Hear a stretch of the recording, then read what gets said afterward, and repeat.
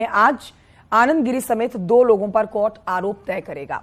आनंद गिरी पर आत्महत्या के लिए उकसाने का आरोप लगा हुआ है। इससे पहले कोर्ट ने 27 जनवरी की तारीख तय की थी, लेकिन आनंद गिरी के वकील ने एक अंतिम अवसर की मांग की थी, जिसके बाद कोर्ट ने 7 फरवरी की तारीख तय की। मुख्य आरोपी आनंद गिरी इन दिनों चित्रकूट जेल में बंद है। 2 अन्य आरोपी आधा तिवारी और संदीप तिवारी नैनी सेंट्रल जेल में बंद है। आनंद गिरी ने इलाहाबाद हाई कोर्ट से जमानत मांगी, लेकिन कोर्ट ने अर्जी खारिज कर दी। अखिल भारतीय अखाड़ा परिषद के अध्यक्ष महंत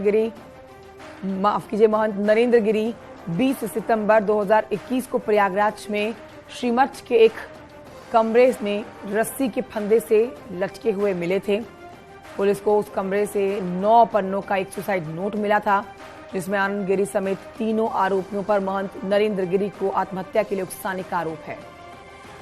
सर्वेश दुबे मेरे सहयोगी और जानकारी के साथ फोन लाइन पर इस समय मौजूद है। सर्वेश, आज आरोप तय करेगा कोर्ट, ये बेहद महत्वपूर्ण दिन आज का। क्या कुछ कोर्ट की तरफ से कहा गया है, कहा जा सकता है, क्योंकि दोनों पक्षों को सुना गया है? जी देखिए, ये पूरा मामला ये था कि अखाड़ा परिषद के तत्कालीन अध्यक्ष महंत नरेंद्र गिरी की संदिग्ध परिस्थितियों में मौत हुई थी और वो अपने आश्रम के ही गेस्ट हाउस के कमरे में मृत पाए गए थे, फांसी के फंदे पर लटके पाए गए थे।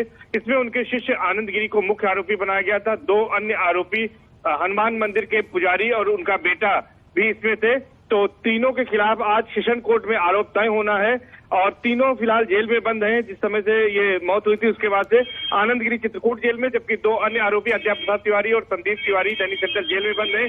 इस मामले की जांच राज्य सरकार ने सीबीआई को सौंपी थी और सीबीआई ने जांच के बाद चार्जशीट दाखिल कर दी है और आज अगर आरोप तय कर देती है सेशन कोर्ट तो इसके बाद इस मामले का ट्रायल भी शुरू हो जाएगा। और बता दें कि इस मामले में तीनों आरोपियों में से किसी को अभी तक जमानत नहीं मिली है और इलाहाबाद हाई कोर्ट से आनंद गिरी की जमानत अर्जी खारिज हो चुकी है और सुप्रीम कोर्ट में उन्होंने जमानत अर्जी लगाई हुई है। जी शुक्रिया आपका सर्वेश जानकारी के लिए।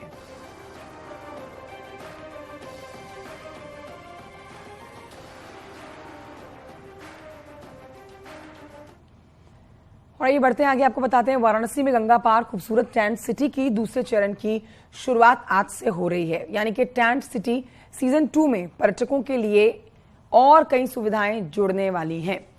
इस अस्थायी सिटी में पर्यटकों के लिए काशी के व्यू के साथ अब कई और सुविधाएं उनको मिलेंगी, जिसमें स्विमिंग पूल के साथ स्पा सेंटर, जिम और कई तरह के गेम्स खेलने की सुविधा दी जाएगी।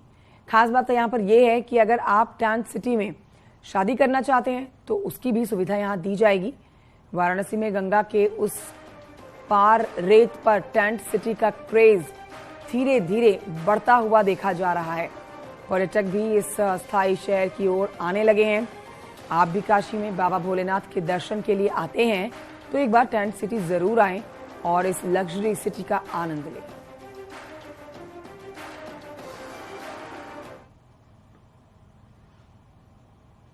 में रुकेंगे वो लोगों को हम दिखाएंगे पूरा बनारस का नज़ारा टेंट सिटी के ये साइड से। और हम लोग गेस्ट को पिकअप करते हैं नमो घाट से बाई बोट। तो बोट पे हम लोग जब गेस्ट को लेके आते हैं, सारा घाट का दर्शन करवाते हुए गेस्ट आते हैं टेंट सिटी में। यहाँ पे बेहतरीन खाने का इंतज़ाम है, इंडोर गेम्स है, वॉलीबॉल, फुटबॉल, शॉपिंग एरिया है, बैंक्वेट हॉल है, बिजनेस सेंटर है। तो किसी को अगर शादी या कॉन्फ्रेंस भी करना है तो उसका भी सुविधा टेंट सिटी में उपलब्ध है।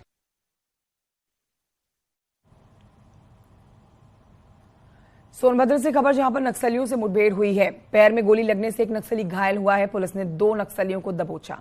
चौपन थाना प्रभारी नक्सलियों ने इन पर हमला कर दिया और गाड़ी ड्राइव करने की वजह से ये बाल बाल बच गए। कार लूट कांड में शामिल थे नक्सली। चौपन पुलिस ने कार लूट कांड का खुलासा किया। कल किया था यह खुलासा। ओबरा की दुसार कंपनी में पहचान बदलकर दोनों नक्सली काम कर रहे थे। लूटी गई कार को एक व्यापारी की हत्या में इस्तेमाल करना था।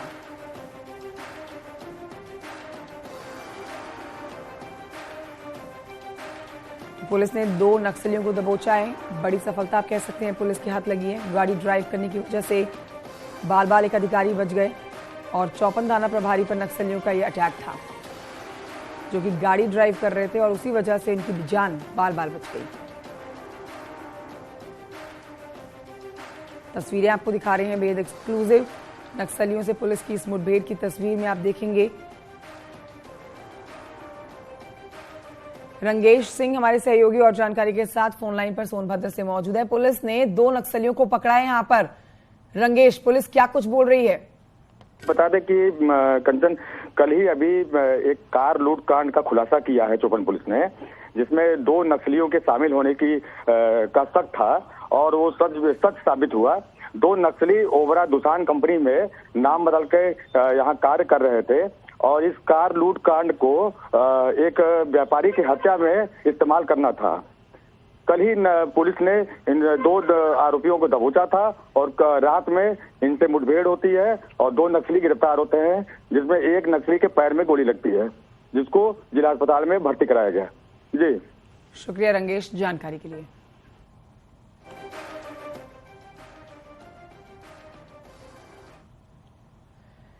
खबर हरदोई से, जहां पर समाजवादी पार्टी के नेता और पूर्व चेयरमैन समेत 10 पर गैंगस्टर एक्ट के तहत कार्रवाई हुई। दरअसल 10 अगस्त को तिरंगा यात्रा के दौरान पाली में 2 समुदायों के बीच में बवाल हुआ था और इस बवाल के दौरान असले भी लहराए गए थे। घटना के बाद पाली और वहां के पूर्व चेयरमैन और एसपी नेता रिजवान समेत 200 लोगों पर एफआईआर दर्ज हुई। प्रशासन ने इन आरोपियों के खिलाफ गैंगस्टर एक्ट के तहत कार्रवाई की है।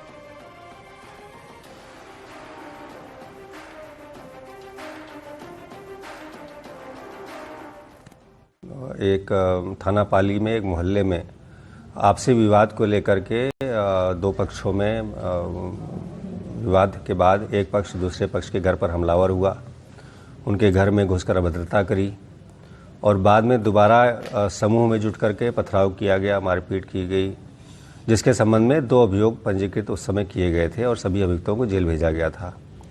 और चूंकि ये 2 अलग अलग मुकदमे थे, इनके द्वारा एक गैंग बना करके कृत्य किए गए थे, उसी संबंध में थाना पाली में अब गैंगस्टर एक्ट कायम किया गया है इन्हीं सभी अभियुक्तों के विरुद्ध।